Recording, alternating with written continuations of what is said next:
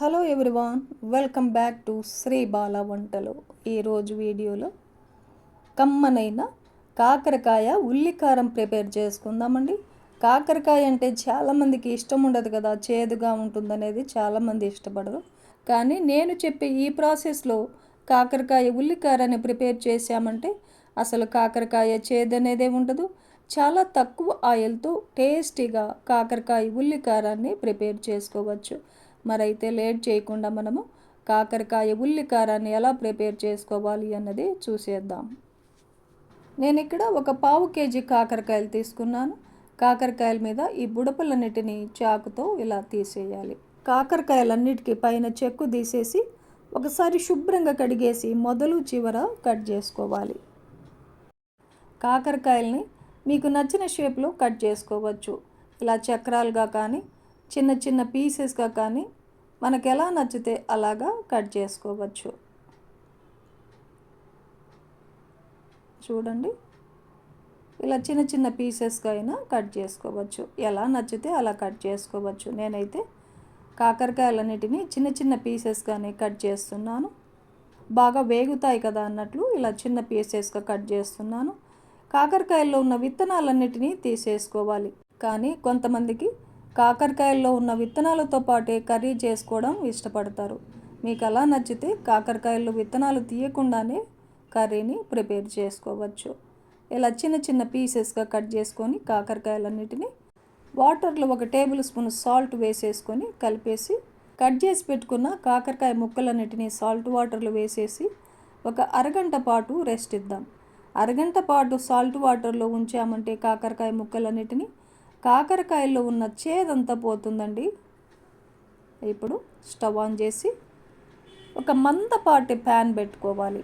ఒక 2 టేబుల్ స్పూన్ల ఆయిల్ వేసేసుకొని ఆయిల్ హీట్ ఎక్కిన తర్వాత ఒక 2 టేబుల్ స్పూన్ల శనగబేడల్ని 2 టేబుల్ స్పూన్లు మినపగుళ్ళను వేసేసుకొని దోరగా వేయించుకోవాలి. స్టవ్ని మీడియం ఫ్లేమ్లో పెట్టేసుకొని వేయించుకుందాం. చూడండి, ఇలా వేగిన తర్వాత 1 టేబుల్ స్పూన్ ధనియాలు 1 టేబుల్ స్పూన్ జీలకర్రను వేసేసుకొని వేయించుకుందాం. ఇవి కూడా ఇలా బాగా వేగిన తర్వాత ఒక 6-7 వెల్లుల్లిపాయలని పొట్టు తీసేసి వేసేసుకోవాలి. ఒక ఉల్లిపాయని చిన్న చిన్న పీసెస్గా కట్ చేసి వేసేసుకొని వేయించుకుందాం. ఉల్లిపాయలు మరి బ్రౌన్ కలర్ వచ్చేంత వరకు వేయించాల్సిన అవసరం లేదండి.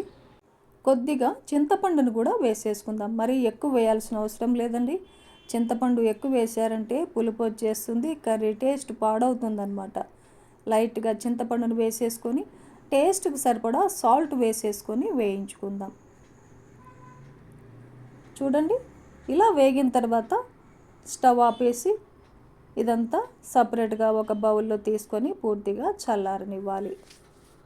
అరగంట తర్వాత సాల్ట్ వాటర్లో ఉన్న కాకరకాయ ముక్కలన్నిటినీ వాటర్ అంతా పిండేసి కాకరకాయ ముక్కలన్నిటినీ ఒక ప్లేట్లో తీసుకుందాం.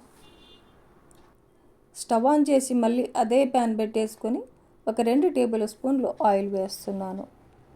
ఆయిల్ హీట్ ఎక్కిన తర్వాత కాకరకాయ ముక్కలు వేసేసుకొని లో టు మీడియం ఫ్లేమ్లో వేయించుకుందాం.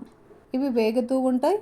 వేయించి పెట్టుకున్న ఉల్లిపాయ ముక్కలు, పప్పు ధాన్యాలు ఇవన్నీ కూడా చల్లారిన తర్వాత మిక్సీ జార్లో వేసేసుకొని 1.5 table spoon red chilli powder వేస్తున్నాను. మీరు ఇంకా స్పైసీగా తినేవారైతే 2 టేబుల్ స్పూన్ల కారం పొడిని కూడా వేసేసుకోవచ్చు. మూత పెట్టేసి కొంచెం కోర్సుగా మిక్సీ పట్టుకోవాలి. అక్కడక్కడ పలుకులుగా పప్పు ధాన్యాలు తగులుతూ ఉంటే బాగుంటాయండి. కాకరకాయని కలుపుకుంటూ వేయించుకోవాలి. కొద్దిగా ఫ్రెష్ కరివేపాకును కూడా వేసేసుకొని వేయించుకుందాం. కాకరకాయ క్రిస్పీగా వేగడానికి కాస్త టైం పడుతుందండి.